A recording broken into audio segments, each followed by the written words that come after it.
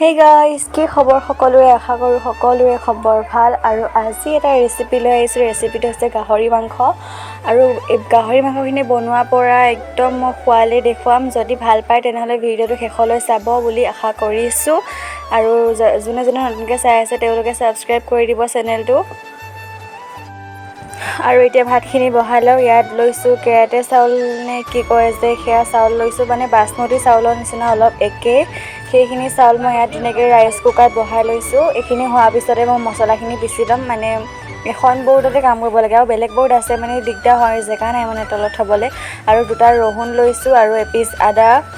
আৰু লগত লৈছোঁ দুটা পিঁয়াজ আৰু এইখিনি মই ধুনীয়াকৈ গুচাই লওঁ এতিয়া আপোনালোকে ভিডিঅ'টো চাই থাকক শেষলৈ এইখিনি গুচাই কৰি হোৱাৰ পিছত মই ধুনীয়াকৈ মিক্সিত পিচি ল'ম আৰু চাই থাকিব ভিডিঅ'টো শেষলৈ আৰু আপোনালোকে বাৰু কেনেকৈ মানে গাহৰি মাংস বনাই মই সেইটো নাজানো কিন্তু মই যেনেকৈ বনাওঁ আপোনালোকক তেনেকৈ দেখুৱাম যদি মানে আপোনালোকে যদি এনেকৈ মোৰ নিচিনাকৈ বনাব বিচাৰে তেনেহ'লে বনাব পাৰে মই জাষ্ট চিম্পুলকৈ বনাইছোঁ মানে ইমান বিলাহী চিলাহী দি তেনেকৈ বনোৱা নাই আৰু চিম্পুল জাষ্ট মানে বেছি মই মছলা হ'লেকৈ খাব নোৱাৰোঁ যে সেইটো কাৰণে মাহঁতে ইমান মছলা নিদিয়ে আৰু এইখিনি গুচাই কৰি হৈ গ'ল আৰু এতিয়া এইকেইটা ৰহুনকেইটা পিঁয়াজকেইটা এইখিনিত মই এতিয়া ভাতখিনি হোৱা নাই কাৰণে ৰৈ আছোঁ ইয়াত মই মিক্সিত দি লৈছোঁ ৰহুনখিনি আৰু আদাখিনি মানে মই কুটি দিছোঁ সৰু কৰি কিনে ধুনীয়াকৈ ইয়াত দি লৈছোঁ আৰু এতিয়া মই ইয়াত দিছোঁ জিৰা অলপমান দি ল'ম ইয়াতে আৰু শুকান জলকীয়া 5-6টামান দিছোঁ আৰু গোটেইখিনি মই এতিয়া মিক্সিত দি ল'ম মানে এইটো বাতিটো দি ল'ম দি হোৱাৰ পিছত মই ধুনীয়াকৈ পিচি কৰি কিনে আপোনালোকক দেখুৱাই আছোঁ ভিডিঅ'টো শেষলৈ চাই থাকিব স্কিপ নকৰাকৈ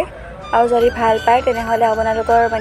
আপোনালোকে like comment share and subscribe কৰি দিব আৰু এতিয়া অলপমান মানে ভাতকেইটা হোৱালে মই চাহখিনি খাই লওঁ তাৰপিছত মই মছলাখিনি পিচিমগৈ এইখিনি চাহ ইয়াৰ লগত দেখিছে কি আৰু এতিয়া মই এইখিনি পিচি লওঁ মই চুইচটো দিব গৈছোঁ মানে ইফালে আছে ন বৰ্ডখন সেইটো কাৰণে মানে আমাৰ পাকঘৰ বনোৱা নাই যে সেইটো কাৰণে অলপ অসুবিধা হয় মানে এতিয়া এনেই এটা ৰুমত মানে পাকঘৰটো এনেই হেৰি কৰি থৈছে আৰু পিছফালে বনাব আৰু মোক ভয় লাগে মানে ছিটিকি যাব বুলি সেইটো কাৰণে মই কাপোৰখন দি লওঁ যাতে মানে ক'ৰবাত ভয় লাগে ন ঘপককৈ মানে মই ইমান এইবিলাকত আমাৰ মা মানে পিচিব নাজানে মই পিছোঁ আৰু মোৰ নিজৰ ভয় লাগে তথাপিতো মই কৰোঁ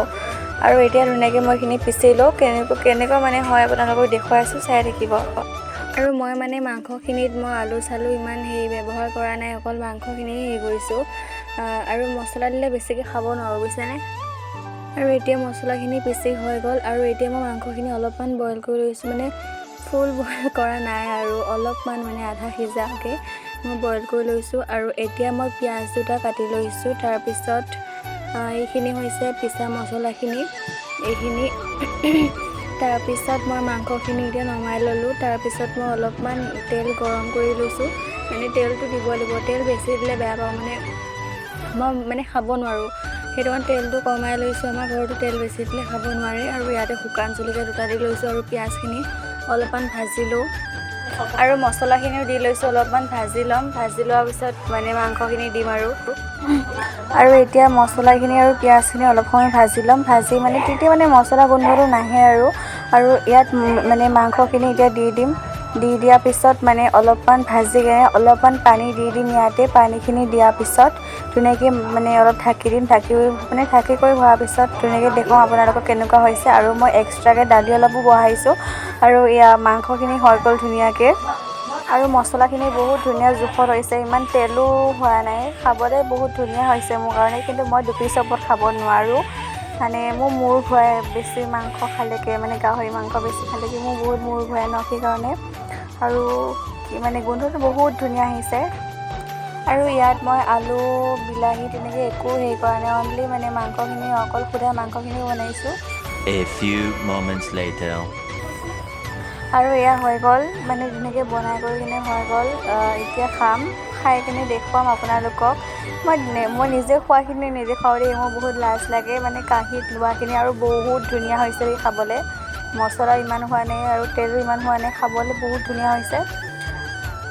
আৰু আজিলৈ ভিডিঅ'টো ইমানখিনিতে শেষ কৰিছোঁ যদি ভাল পায় তেনেহ'লে like comment share and subscribe কৰি দিব